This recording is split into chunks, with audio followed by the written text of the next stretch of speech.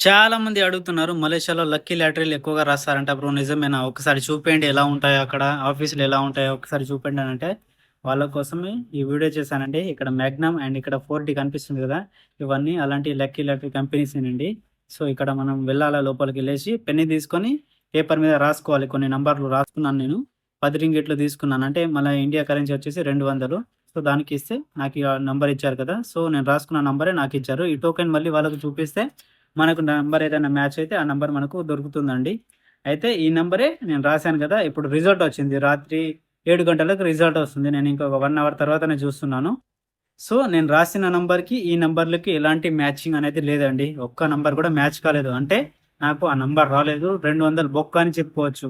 Match అయితే గనుక మనకు ఫస్ట్ ప్రైజ్ రూ. 1,00,000, 2,00,000, 3,00,000 వరకు మనకు వస్తాయి. దానికి అదృష్టం ఉండాలండి. చాలా మందికి వస్తున్నాయి డబ్బులు. నాకొక్కసారి వచ్చిందండి. 20 ఏమో వచ్చాయి. సో, దాని తర్వాత నేను రాయలేను. సో, మళ్ళీ ఈరోజు రాశాను మీకోసం. నాకైతే ఇష్టం ఉండదు అది ఎక్కువగా రాయను గాబట్టి. సో, ఈ వీడియో ఎలా అనిపించిందో కామెంట్ చేయండి గైస్. అండ్ సబ్స్క్రైబ్ చేయడం మాత్రం మర్చిపోవద్దు. అడిగిన వాళ్ళ కోసం మాత్రమే ఈ వీడియో